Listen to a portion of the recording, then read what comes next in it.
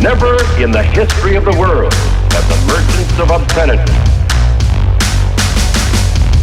had available to them the modern facilities for disseminating this filth.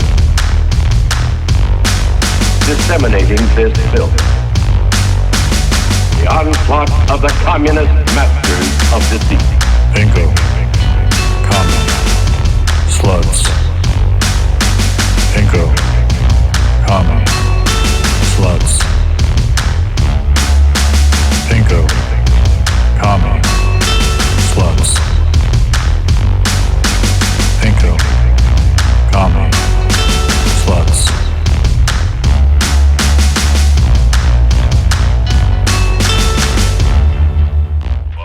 Hello, Marlo's here.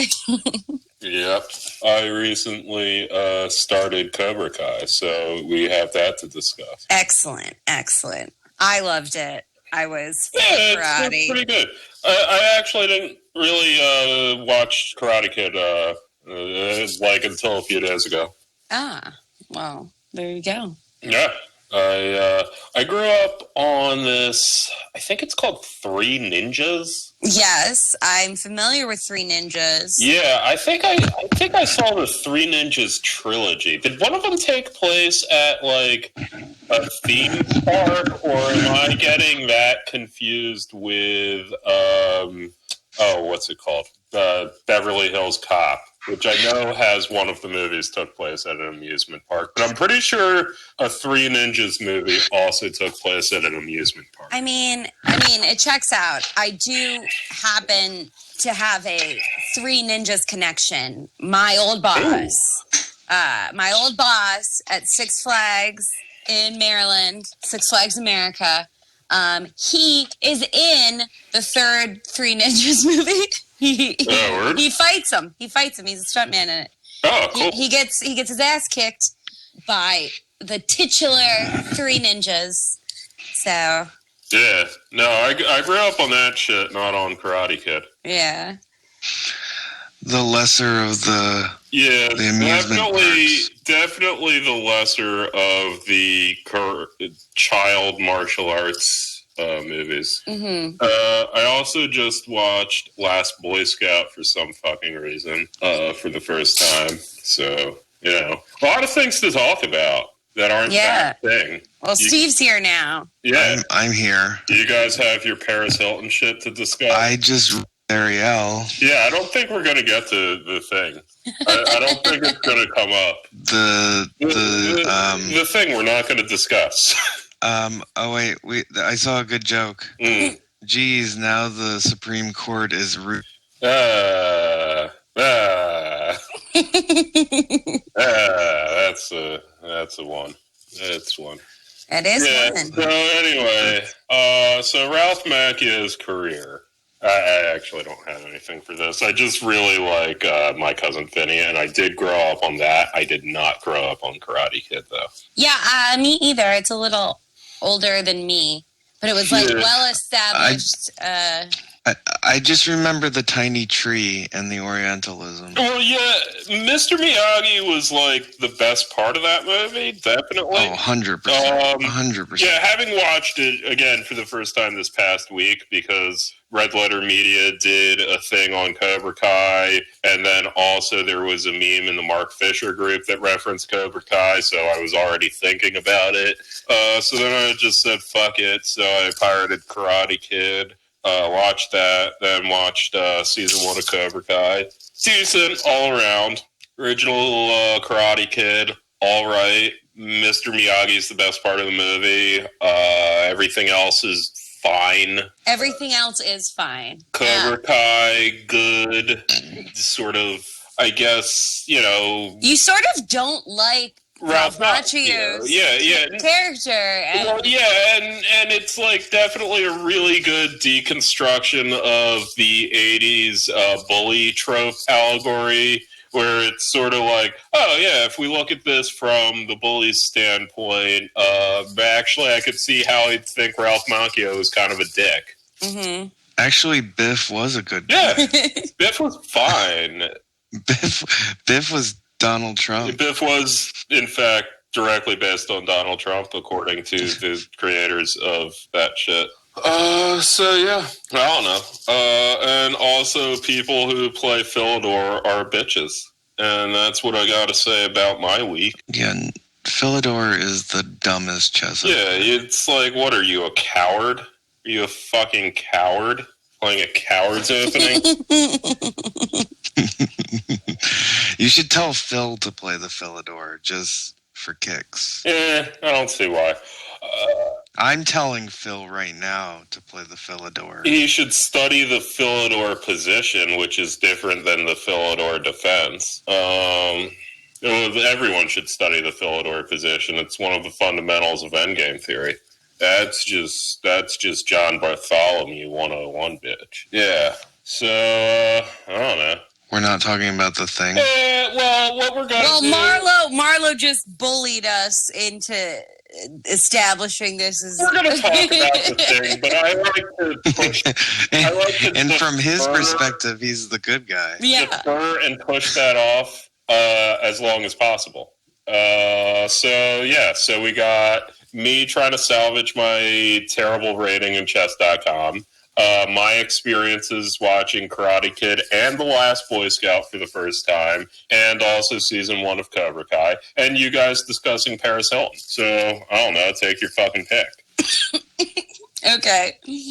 Well, I feel like we're people for a bit. I don't know, whatever. I feel like we're in one of those, we're calling in and it's giving us the menu and none of the answers apply to what we're looking for. It says press 1 if you want to discuss Cobra Kai. Press 2 for Paris Hilton. All fun. All fun options. All great options. Well, okay. This is like I don't know. I like to think of this as Guns N' Roses. Oh, that is what I wanted to discuss. Oh, wait, didn't we already discuss that? We did not discuss the new information that came out. Yeah, we did not discuss. Oh, there's Guns N' Roses relevant information? Yes, okay. yes. I'm just going to let you know, Last Boy Scout did make me think of Guns N' Roses, so... How so?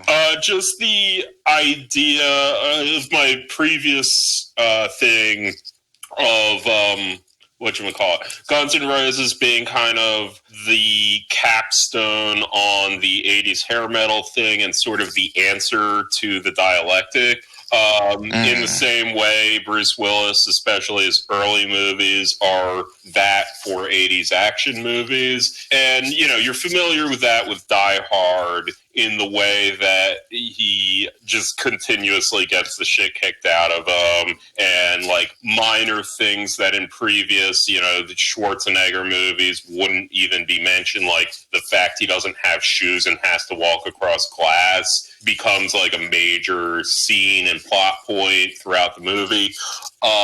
Whereas in The Last Boy Scout, it seems like he just is bored and doesn't care and just is sort of going through the motions, where it's sort of even more so than Die Hard killing the 80s action movie, where it's just like, yeah, I know this is happening. Yeah, who are the bad guys? Let's shoot at them, I guess. I don't know. This all sucks. I'm thinking Last of the Boy Scouts is actually Last of the Mohicans. Yeah, have you ever seen The Last Boy Scout, Steven? No, I haven't. It's fine. It's okay. But yeah, no, it's just like it's this. Yeah, it's sort of, well, they have Lethal Weapon being played on a TV screen at one point, and it's clearly they did Die Hard, and they're like, oh, that's the Bruce Willis-fication of, whatever, the Schwarzenegger, name your movie. And then this is Willis and Damon Wayans doing basically white-black buddy movie. And it's sort of the Bruce Willification of Lethal Weapon, and they have Lethal Weapon on the TV at one point, which is an obvious nod to that. But yeah, no, it's something. It exists. I'll say that much for it. And it made you think of Guns N' Roses. Yeah, just because it's seriously, like, it's just so, everyone's so goddamn miserable in the movie. And like, it's like, there's no, like, Bruce Willis is a good guy, but no one cares and he doesn't care. He has these morals that he just sort of goes through the motions of, and everyone around him kind of hates him, including his 13-year-old daughter and his wife and his best friend who was fucking his wife and then died, and like just everyone, like, no one likes each other in the movie, and they're all just miserable and they all hate. They seem like they hate being in the movie. Die Hard is the appetite for destruction. Then Last Boy Scout is that movie that is the album that the famous interview about phoning it in comes from. Which album is that? There's an interview with Axl. Is it? It's one of their last albums of the original fucking run. The Spaghetti Incident? That was a Motley Crue story, and I don't know. No. Yeah, the Spaghetti Incident, I'll go into that later, but real quick, holding on there's a famous interview with Axl Rose where he's sort of just nonchalantly discussing how he hasn't seen Slash in months, but they've been working on this album, and they've just literally been, like, calling each other and going, like, oh, what if we do a riff that's like, do-do-do-do-do? Is this Use Your Illusion? Very well could be. Because there's Use Your Illusion and Use Your Illusion 2, which was the largest... Was just, like, an album that no one wanted to make, is my general fucking point. It was a later album that they all fucking hated each other. Well, this was the end of History album. That was the double album that broke up the band, basically. Yeah, it was probably that then. That's what the Last Boy Scout is. Let's say that I was talking about. It's the Use Your Illusion. Yeah. It's just like every character in the movie seems to be personally aware they're in an action movie and they would rather not be. And also, the actors seem that way, too. And there's a certain charm to it. Well, you know what was on Use Your Illusion 2?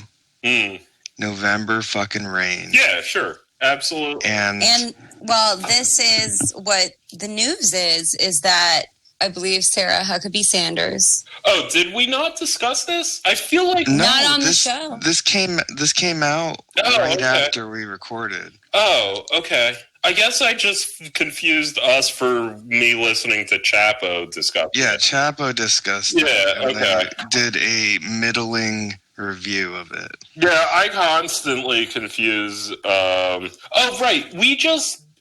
we coincidentally discussed November Rain prior to that happening. Mm-hmm. Okay, that's where I'm getting this led. All right, fair enough. Bunny. Newsreel Bunny. Newsreel Bunny.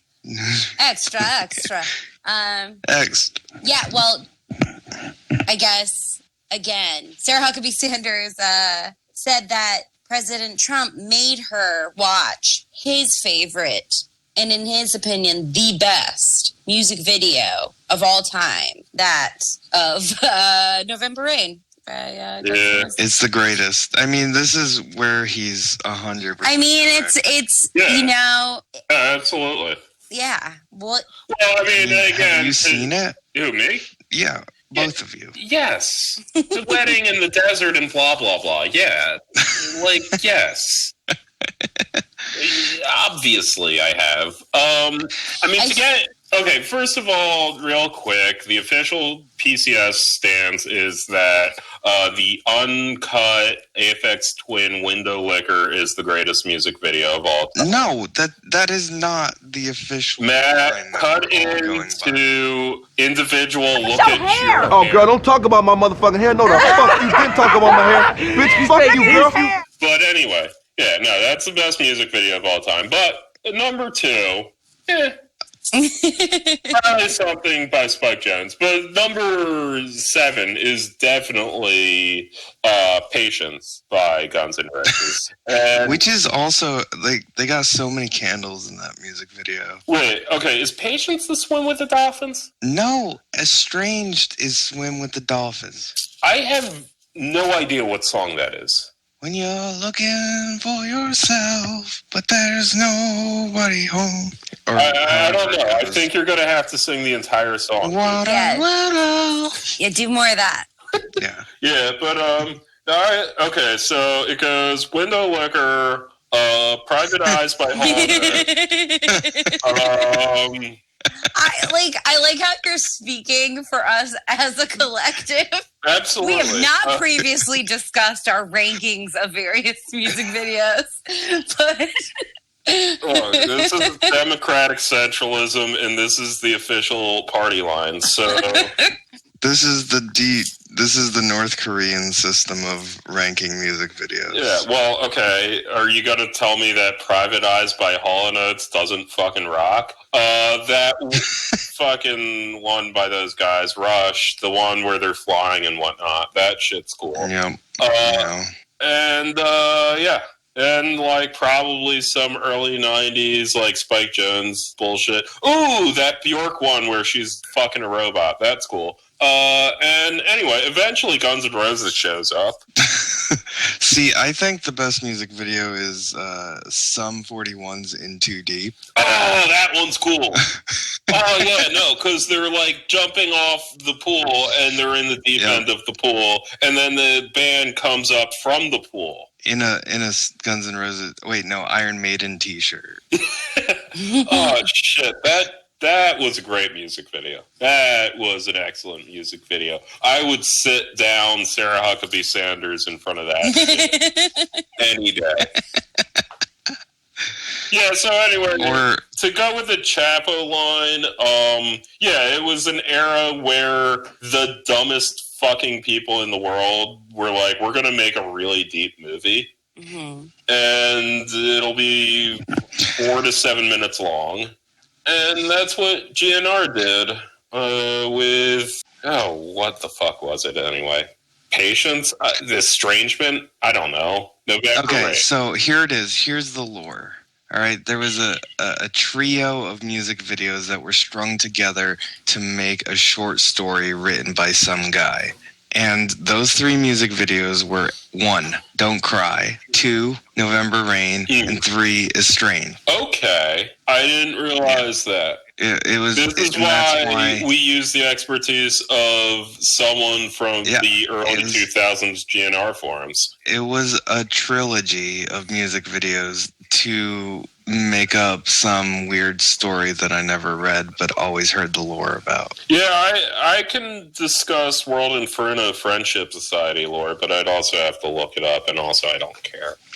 Now, when did you see the video? I know on the Chapel line, like they had different like theories about what happens at the end, because the end is very weird. I don't know. I saw the video because I saw the video at some point. Because like one moment, I saw the video because I kind of like Guns N' Roses, and I have access to YouTube.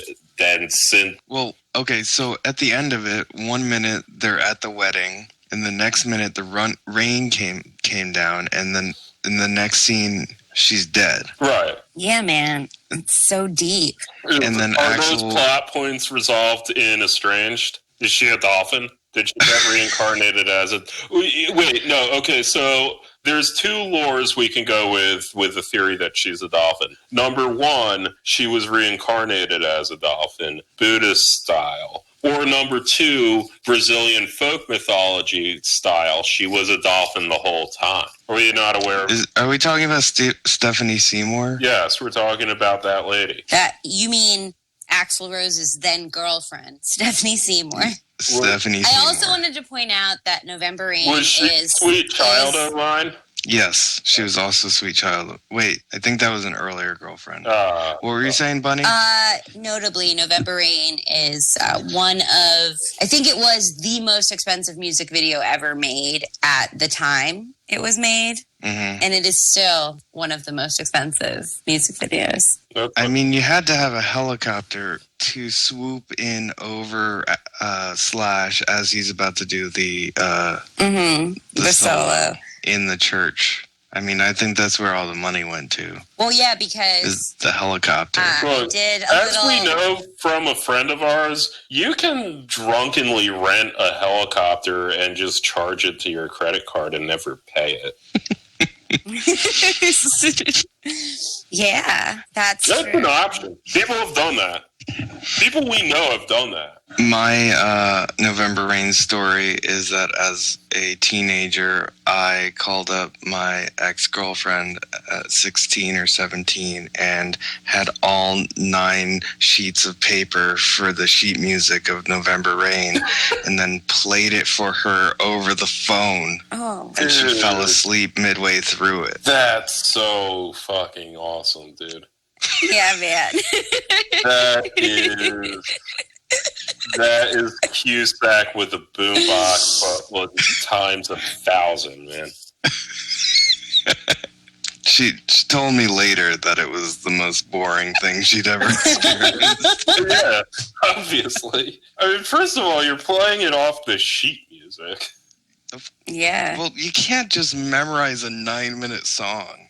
Axel does what were you playing it on? On my parents' piano. Oh, okay. Okay. Yeah. No, I had the. Yeah. Okay. Okay. I got it. Yeah. Yeah. No, because I was just thinking just play the fucking chords, and then I was like, wait a second, played this on piano, didn't he? Oh yeah, the full thing. Introduction. Also.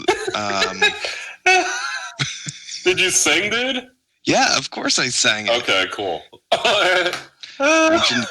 Don't you think that you need somebody? Don't you think that you need someone? Oh, that sucks, dude. Wow, that's cool as shit. Yeah, that was my dating advice. If you have a girlfriend, I recommend that you do that. Yeah. Absolutely. And get your mom to drive you to, the arcade or whatever they did in Karate Kid. Oh, no. Or to a Guns N' Roses concert.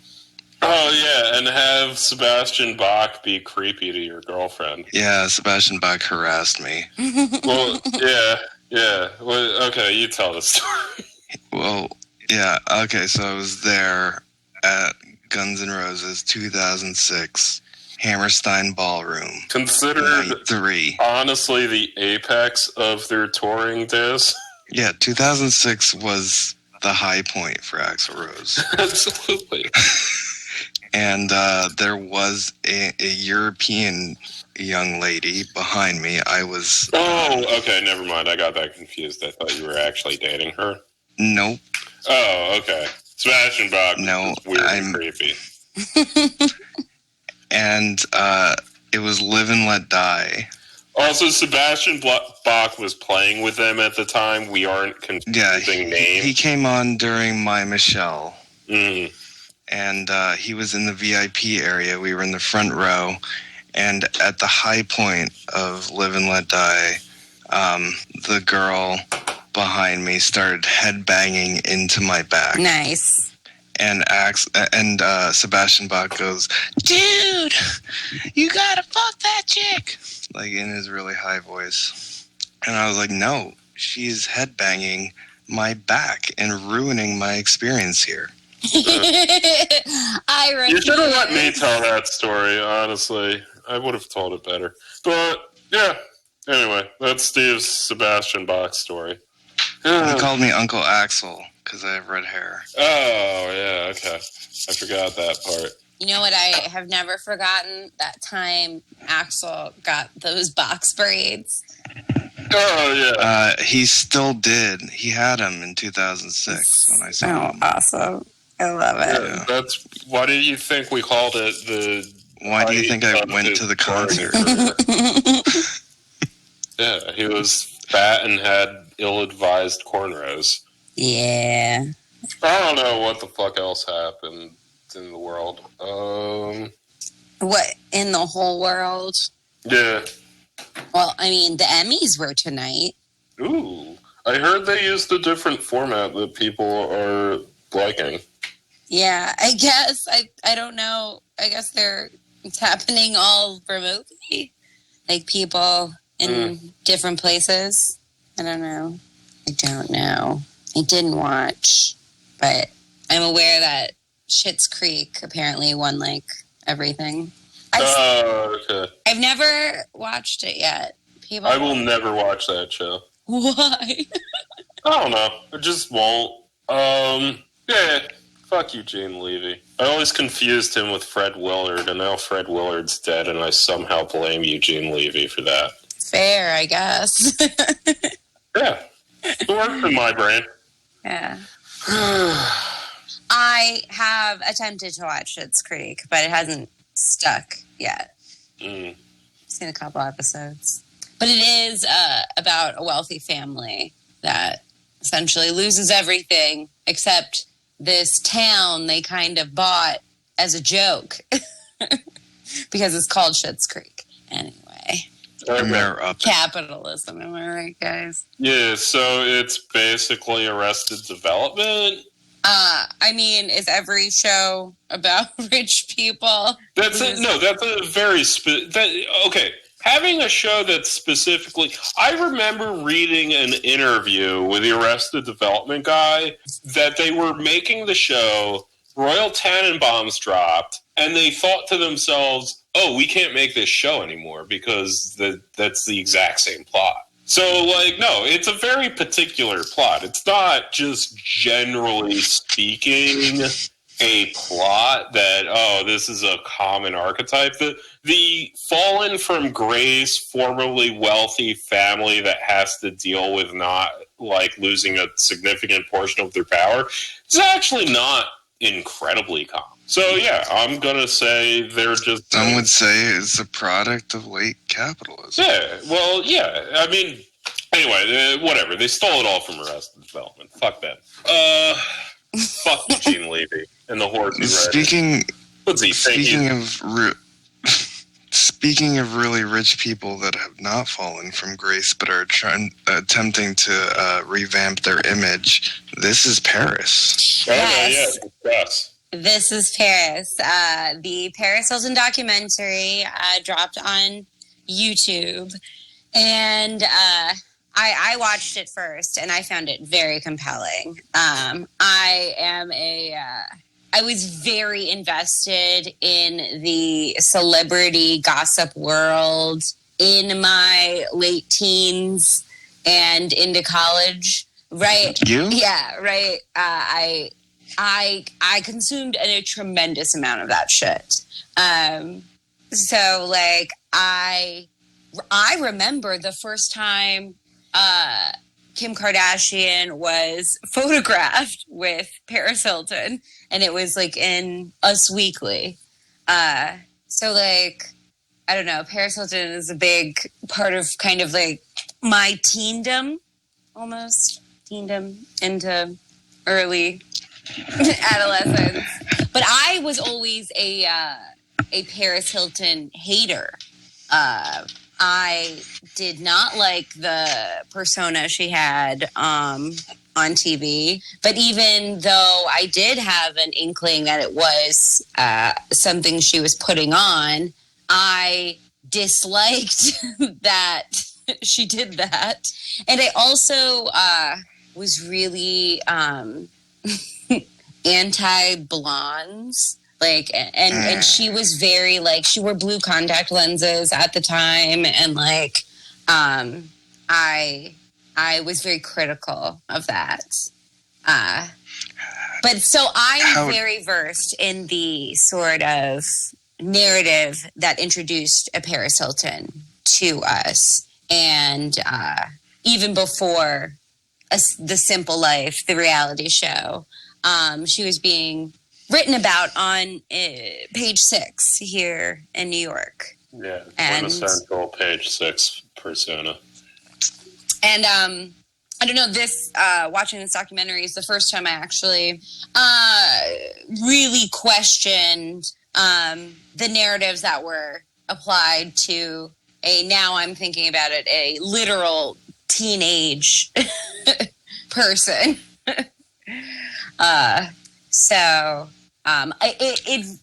It gave me a weird affection for Paris Hilton in this film.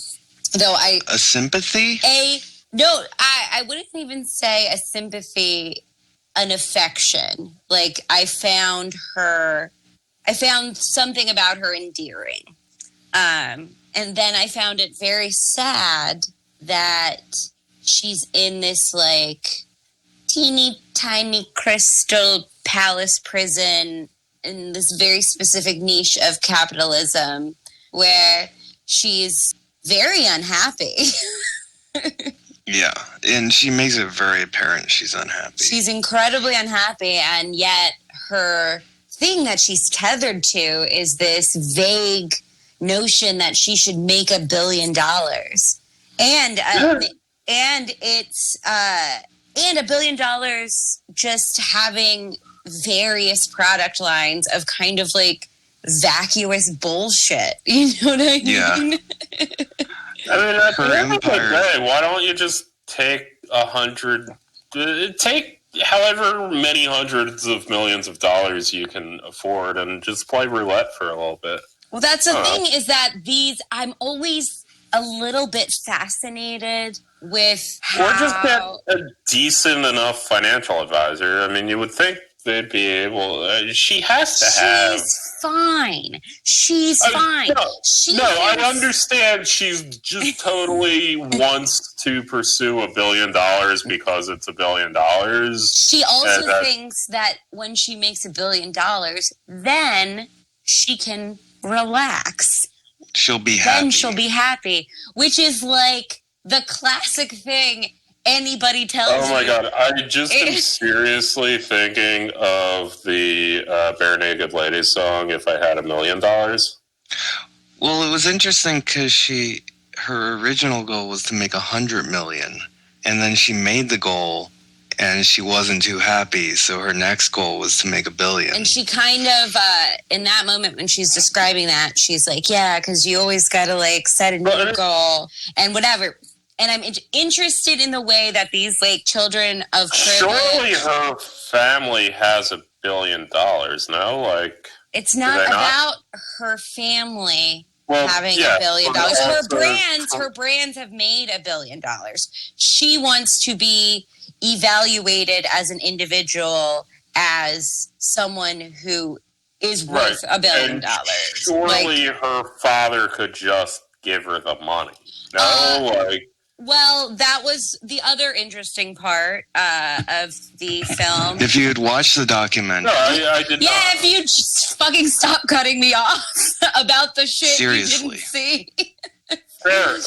I am as an interested individual asking questions. So, it's, anyway, yes, practically we know as real people, as opposed to the facsimile of personhood that wealthy people live. We know that it's entirely possible for her to get her hands on $1 billion if it was just literally hovering $1 billion in one place. But she, thinks that it's not only that what's going to make her happy, it's, like carrying on some kind of legacy. But they do emphasize in the film that her father is like, the 4th child in this Hilton family? Yeah, it's the runt who didn't get a lot of money when the grandfather died. Yeah. When the real estate baron, whose name is Baron, because everyone's fucking children are named Baron if you make over $1 million. Her sister annoyed the shit out of me. Her sister, Nikki, who's married to a Rothschild, yes, who's the son of barren. Yeah, she was very insufferable, very sanctimonious towards Paris, and not incorrectly, sort of implicitly rolling her eyes at Paris, talking about needing to make $1 billion. And but then it seems Nikki Hilton has become a very traditional person. She thinks Paris should have a family, etc. So she's procreated with the Rothschilds. And I forgot about Nikki Hilton. Nikki Hilton was a person for a while, wasn't she? Yeah, well, they both they were marketed together. Right. Yeah, when I they remember were that young, and then Nikki kind of coasted around Paris, and then Nikki sort of very abruptly shut that off and just went to do like fucking businessy things. Oh man, that's or whatever. Like Nick and Aaron Cannon dynamics. Nick Cannon? You mean Nick Carter? Carter. Yeah, whatever. I like the implied existence of a similar sibling for Nick Cannon. Yeah. Didn't Paris Hilton date Aaron Carter? Yes, he beat her. Yeah, he beat her. Yes, they didn't bring him into this. No, but Aaron Carter is an insane person. But yeah, they do. They do touch on that Paris has had several boyfriends who've abused her. Yeah. And the point that was most interesting to me, I guess this gets into kind of a Mark Fisherian analysis, is the amount of emphasis or like the amount to which Paris associates her drive to get $1 billion with her trauma of being in solitary confinement at like a rich person's etiquette school. Well, emotional well-being school. These resource schools or wilderness schools. I actually know. They're a thing. Yes, I know someone who was sent to those, and they are very traumatic. It's really awful, and they were very popular in the 90s. Are we talking about boot camp shit? Yes. They're like rich people concentration camps. It's not just rich people. It's obviously not impoverished people who can't afford it at all, but it's definitely not. It's definitely kind of there's a religious-y element to it, and that's the aspect of a wealthy family being conservative that makes them like fucking dipshits. Like they would send their daughter, who would be considered an heiress, to this kind of place. I know someone who went to that literal school. Like this is like the 90s daytime soap, My Problem Kid. We're gonna send them to boot camp shit. So these schools are there are several of these schools. They are often not run by like licensed, healthcare professionals. Oh yeah, no, they never are. So the one in particular, Provo Canyon, they ooh, that sounds Mormon. Yeah, it's definitely got some underpinnings, I guess, but they are very into hardcore, like they kidnap the kids from their beds and etc. And for someone who's lived an especially privileged life, this kind of trauma, it's going to affect anybody who experiences it. But she has experienced no other hardship, so she sort of puts a disproportionate amount of. Maybe not disproportionate, I don't want to say that, but everything goes back to it now because she never really talked about it before she it kind of just came up when she was making the film. I mean, 100% from what I've read and heard about them, it should be considered a crime against humanity. Like, but it does seem to like I know a girl who was sent to one of those essentially for getting caught smoking pot, and it definitely sent her down a similar kind of wild path when she returned. From what I've read, those are legitimately traumatic things that should be ended forcibly. And it definitely encapsulates, or it showcases this kind of Deleuzian schizophrenia of capitalism, where she becomes these two characters almost, or at least she sees herself as herself separate from the character she puts on a screen, which then fuels this brand, which is another, I guess, character or spirit of Paris Hilton. Spectres of Paris. Spectres of Paris. That's the name of this episode. In the words of Ginsberg, I have seen the best minds of my generation. I don't know why that came to my head. I have no idea what's going on that I would think of 1950s beat poet Allen Ginsberg right now. But anyway, go on about Paris Hilton. Was it because he was put into an insane asylum? Well, that was and his visions mom. of William Blake? No, him. Wait. He was put in for being a gay. What? And then he was the fuck brought did to that upstate happen? New York, Rockland. That's where he wrote Howl. His mom was in Rockland. But he got put away too. And I trust that you know more visions about of William this than me. Blake. Yeah, he went to like conversion, and they zapped his brain. Really? I did not know that. I knew his mom was in the loony bin. Look up Ginsberg, the most important Ginsberg.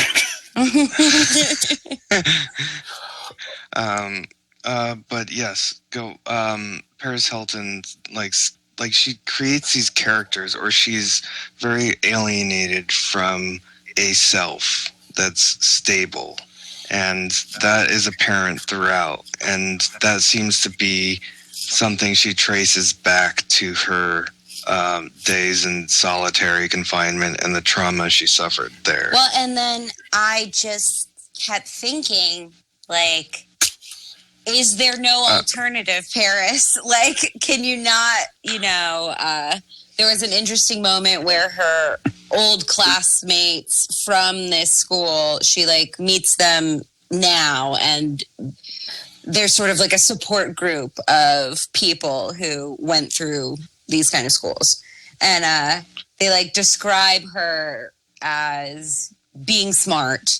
Oh, they always knew what she did on TV was an act. But the one girl specifically says that Paris explained an economic theory really well. Yeah, and that seemed really hammy. Yeah, and I was just like, what? I wanted to know more about exactly the quality of education that was being had at this place, and etc. I will. Oh, sorry.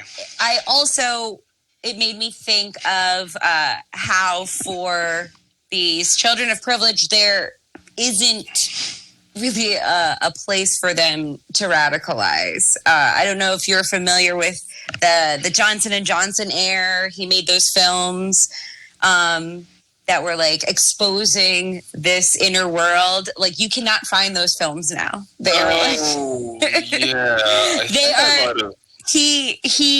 they like, essentially he's nowhere to be seen. They like reprimanded him or drew him back or whatever they do. So I just think how so much of Paris's atmosphere and things that contributed to her development, can be explained by leftist feminist theory. And I just think, and the solution, I just want to give her this framework. I just want to give it to her because. Do you think that she could be Comrade Paris? I mean, I think that's how we get some people is it would make her happy to have an answer for it to make sense in a satisfying way. I think if she could look at, of course she'd send her herself as they do. But I do think there is, because of the emotional dimension, you know, and how she is so unhappy and so disconnected from, like, what struck me is somebody who's always had their needs met, plus can't be made happy by that, you know? Whereas me, I'm like, shit, you give me fucking some food and, you know, other things. And I'm like, I'm very pleased. I'm very happy. Just having my needs met. I'm like, ooh, this is great. But she can't experience that, you know? And instead she's like otherized this intangible unhappiness into this ambitious, like, amorphous pursuit of making $1 billion when she doesn't seem like the most useless human being, and her efforts could actually be used for something productive. Instead, her life is about this hollow pursuit. See, but this is where the liberal communist would kick in and say that the best way to help others is to just redistribute wealth, you know, by giving to charity. But she already does that. And that's it what I'm doesn't make her saying. Like, happy. that they would just say you need to do more of that. Well, yeah, because Whereas I think she needs to feel the excitement of doing something disruptive but helpful with her resources. I think a lot of wealthy people. Yeah. We take the premise of concentration camps for rich people and say do more of that. Yeah. 100%. That is what we need to do. Allen Ginsberg was a resident of Columbia Presbyterian Psychiatric Institute, where he met Carl Solomon. Carl Solomon, whom he dedicated Howell. Okay. So that was the best mind of his generation. Yep. Okay. Oh, man. Rest in peace, Ginsberg. Allen. Ginsberg, Allen. Yeah. Do we have to talk about it now? I mean, we probably should discuss Kill Your Darlings starring Daniel Radcliffe. Well, anyway, folks, highly recommend this Paris documentary. It's very watchable, but it was also interesting. Watch it at some point. I don't think she comes out looking good. I think you feel, for me, I don't know. It was. I have mixed feelings. I don't think I think she doesn't come off how she would like to, but to me, it made me feel very, like I said, affectionate towards her. It was interesting because it seemed like an episode of The Simple Life, and at the same time, there was a disavowal of The Simple Life. Yeah, there was also an interesting discussion of, you know, and I've always thought it was gross that the sex tape. And so they talk about, you know, she's a teenager in that tape, and like, and you know, just how everyone was cruel to her and etc. It was interesting because I've always thought it was very gross, and she kind of blames doing the having the relationship with the guy that the sex tape happened with, whatever, Rick Solomon, fucking whatever his name is. He's a dipshit. and a predator and gross. She ties it to this experience at the school. But I wish she had a broader view of how, she has this sort of rich white woman's idea of feminism. Like, she knows it's harder for her to get taken seriously as a DJ. One of the more esteemed professions. And like, blah, blah, blah. But I'm like... what she experienced with that sex tape and et cetera and so forth was like just a seething misogyny, And I mean, I will just say it's many a male heir of a billion-dollar family has also tried to be a DJ, and they also are generally not taken seriously. Yeah. Well, it's really just trying to be a DJ. Mm-hmm. She really loves DJing. So, like, I say we just let her have it. That was another conclusion I came to. So guys, just let her have some DJ spots. What did you think of the scene where she breaks off with her boyfriend? Oh, my God. What a fucking... gross shithead he was. Marlo, essentially, she's playing a big festival in fucking Germany or Belgium, and she's dating this guy, and she brings him along, and he's being all like, "Oh, you don't pay attention to me." In a German accent. And, like, just being a fucking... Well, he was belligerent and drunk. he was also... Yes. But, So cool. Yeah, so very cool. But I was just, like... Cool. I had to, like, remind myself multiple times that a Miss Paris Hilton is, in fact, my elder. She is older than me. Just... I felt bad for her that she was... dating this guy, She finally has it, and she kicks him out. She gets his bracelets cut off, which is the worst thing that you can. The worst thing you could. She describes it as the worst thing you could possibly do to a person. So all of these moments made me go, "Oh, Paris." Paris, I will save you from the guillotines when the time comes and put you in my private college re-education my camp private re-education that won't trigger you, full of all my favorite celebs. And I will get my own collection of rich people that I personally get to save. Speaking of which, Kim had one of the best quotes in the whole thing, where she said the best advice that Paris ever gave to her was just having her watch her do her thing, or something along those lines. That's the rules.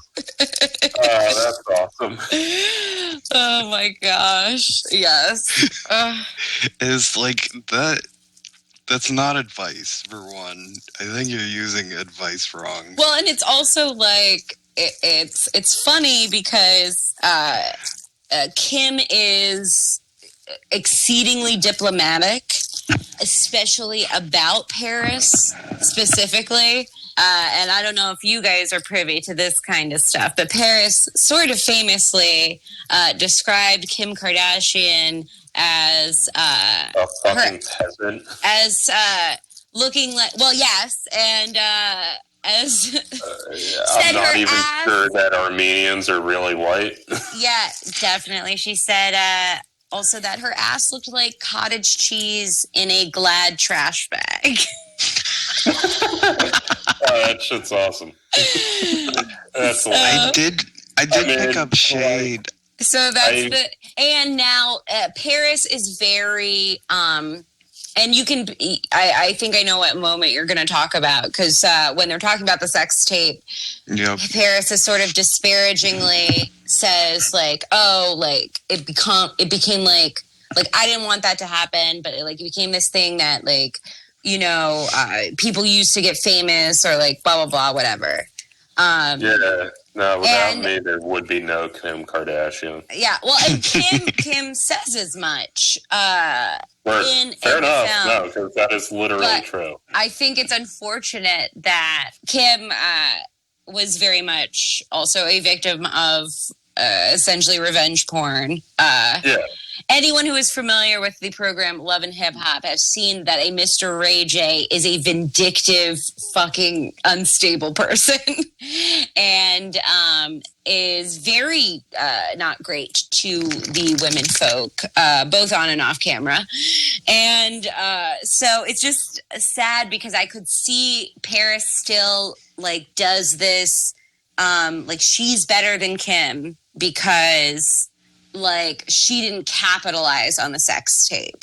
I mean, she clearly did, but like, yeah. Well, I mean, but Paris, like Kim, very much directly made a choice. Right. Kim said, "There's no way I can control this from being out there, so you're gonna fucking pay me part of this money that you're making," and which is the smart decision to do. If it's $0, if it's $0, the Kardashians at the end of the day are not just this inherited self-valorizing capital.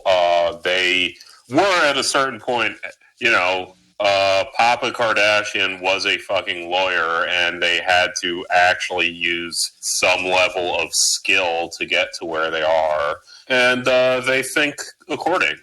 Yes. Yeah. So it's and plus the Armenians have the basic Jew thing of like, oh shit, someone might genocide us at any time, so we got to be ready. Yes, I guess. Shana Tova. Yeah, absolutely. Lashana Tova, baby. This is thinking about Rosh Hashanah. Famous news like Allen Ginsberg. Yeah. The only Ginsberg we're going to talk about. I guess so. I kind of wanted to complain. Okay, no, whatever. The Dems are going to eat shit, and I really just wanted to complain. I'm having a disproportionate reaction to it. It actually didn't bother me that much before. The sort of like cutesy, kitschifying, idolizing of RBJ. RBG. God damn it. RBG. Is it Ginsberg or is it Ginsberg?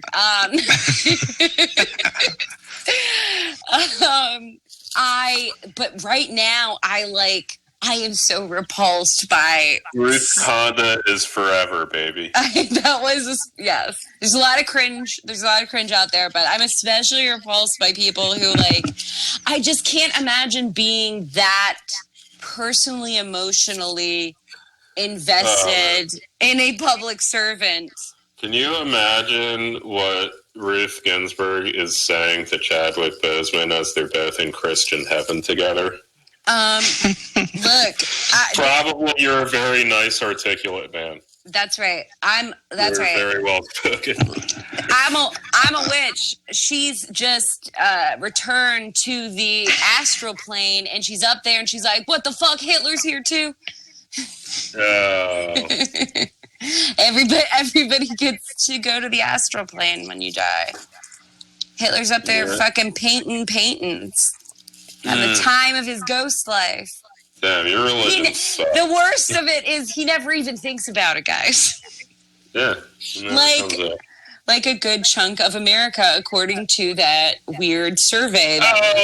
They always do those fucking surveys. Yeah. And they always phrase it, I don't know.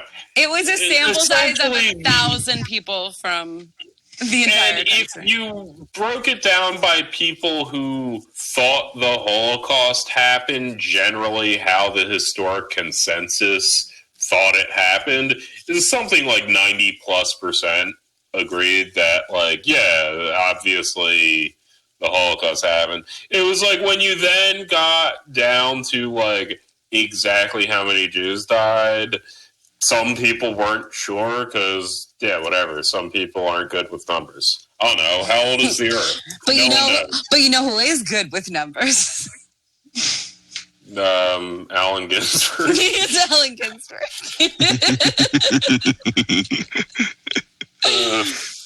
Yeah. Really good at accounting people. Yeah. I don't know.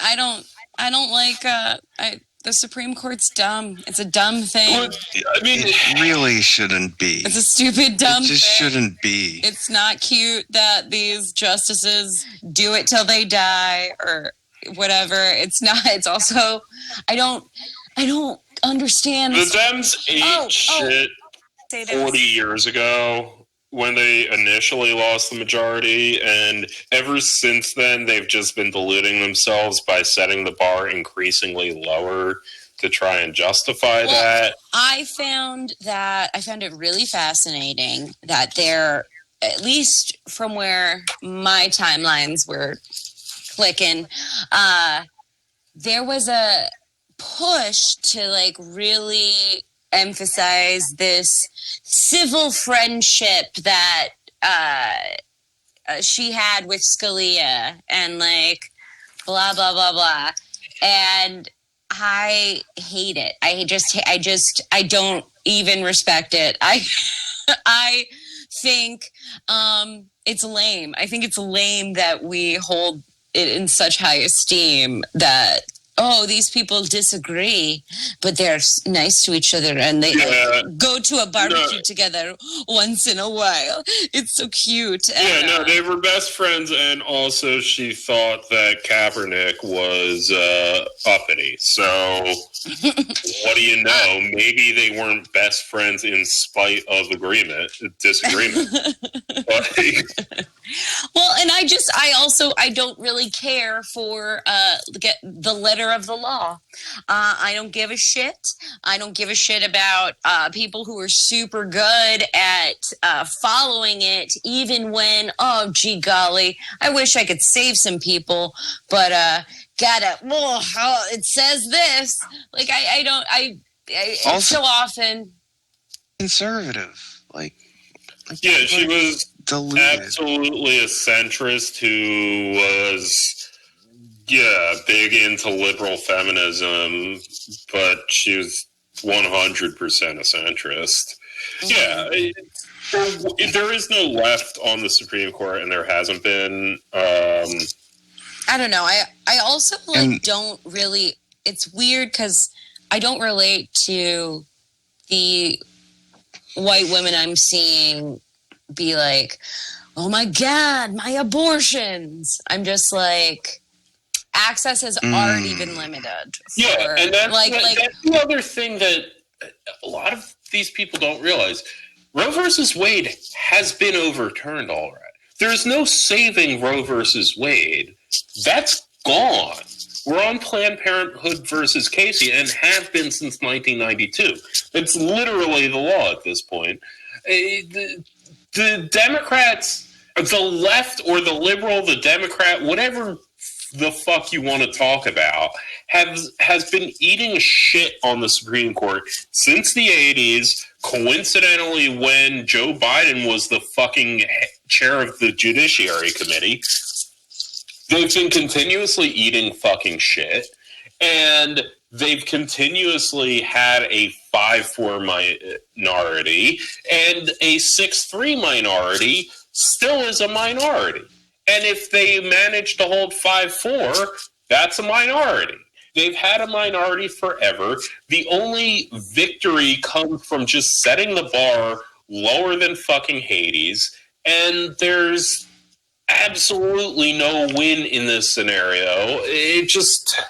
do you think, I think Trump's going to nominate someone by tomorrow night? Yeah, it's going to be some fucking... Janine Perot. Or someone whack job who wears a fucking FLDS dress or some shit like that. Ghislaine Maxwell. Why not? Fuck it. Let's get Judge Judy on the bench. Man, she's only got a couple years anyway. Let's give her a shot at it. Yeah, I will just say she looks bad. Judge Judy. She's like kind of like that weird picture of Simon Cowell level of where it's like, oh god, she looks like that now. Oh no. It will be funny. It will be funny when the presidential election goes to the Supreme Court when they need to make a decision. Because, and I mean, the other thing is, I mean, does it? Yeah, I've heard this like, oh, the Republicans are going to hold off until after the election because that'll motivate their base, and if they lose, they'll just like get someone in anyway. But honestly, I think. Do you think the Republican base gives a shit the same way? No, the Republicans have been winning. They don't care, and they have a majority either way. No, Bunny, I think they care 100% more than the liberals. Like, they're the ones that care about justice. Like the Supreme Court justice. Yeah. Liberals have a very detached idea of what it means. Well, liberals treat it like a scorecard, and I feel like it's far more of a motivating factor for them to get out. And I think if Trump... No, but for my whole life, it's been, we need to pack the courts to like get abortion and turn our country back. It's like the only thing that people voted for Trump the last time around. Yeah, people are. It was a big motivation. Obsessed with abortion. It is, and we don't. I mean, like people are truly. Oh no, I'm getting growled at by a dog. Oh, baby. Is it Diamond? Paris Hilton's? No, it's Miss Tony, the diva. No, people are fucking obsessed with abortion. But I think the same thing that liberals like insipidly try to use, like, what about you're not voting for Biden, you're voting for RBJ's replacement, this sense of... You said RBJ again. Seemingly, they won't be voting for that because... Yeah. It sounds like that ship's going to sail. Yeah, no, I mean, all these people that are hand-wringing about precedents and bullshit, these are just things people make up. So they made funny. up the last time. I just think it's so funny, like... Of course, the literal people who last time were like, well, never in an election year do we nominate a Supreme Court justice. Those same exact people are like, we better get it done now, ASAP. And I'm like, I love that people are like, oh, what? It's like it's professional wrestling, but these motherfuckers think it's real. I had somebody tell me that they can't do it in an election year. I'm like, that's a lie. They absolutely can. They're doing it. It's easy. You just got to do it. Yeah. Scheduling. You got to open the schedules. Oh, man. Oh, man. If only people knew smarter ways to get your rice in places. I mean, really. Yeah, anyway. All right, well, that was fun. I have a last thing. Okay. I have a last thing I want to do. It's Kaddish for Naomi Ginsberg. Oh, yeah. No. We should have actually done that before we talked about Ruth Bader, but anyway, yeah, sure, I got 2 hours. Go ahead. We do worse. We are in a fix, and you're out. Death let you out. Death had the mercy. You're done with your century, done with God, done with the past path through it, done with yourself at last, pure, back to the babe, dark before your father, before us all, before the world. There, rest, no more suffering for you. I know where you've gone. It's good. Yeah. Yeah, no, and when I say 2 hours, it literally is a 2 hour long poem. Yeah. Yeah. Anyway, so outro out on 2 hours. R.I.P. RBG. Cottage for Ruth Bader Ginsburg by Allen Ginsberg. Anyway, yeah, so, rest in peace. I love your poems. That music video you did with Bob Dylan was tight. And, watch Kill Your Darlings. Watch November Rain. Watch literally anything but On the Basis of Sex. If there's one thing you should gather from tonight, it's that there are several movies and music videos that you should watch instead of On the Basis of Sex. Chief among them, the November Rain music video, and also Kill Your Darlings, Allen Ginsberg. I'd say biopic, but like it's only about a specific year in his life. But very good. Daniel Radcliffe, excellent movie. Yeah. Excellent movie. All right, guys. Bye. Bye. We're like lone wolves in the disco. Lone wolves in the discotheque. We got this face to the neck. Maybe I just want your sex.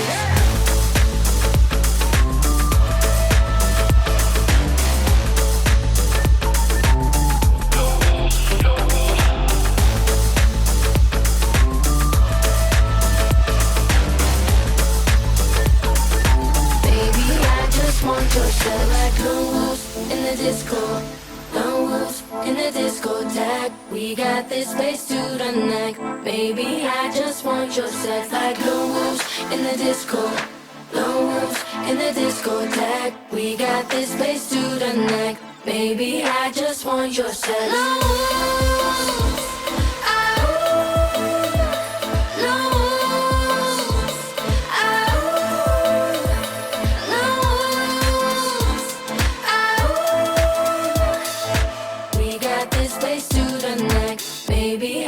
Want your sex.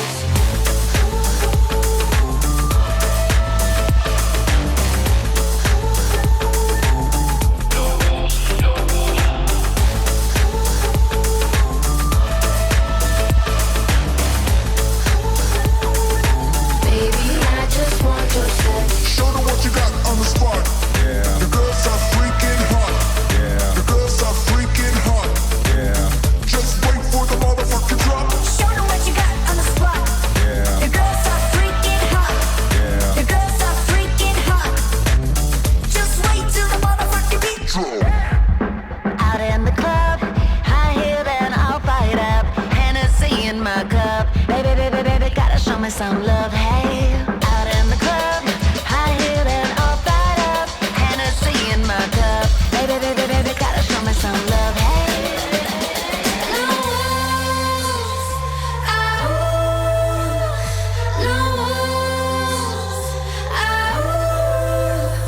We're like lone wolves in the disco, lone wolves in the discotheque. We got this face to the neck. Baby, I just want your sex.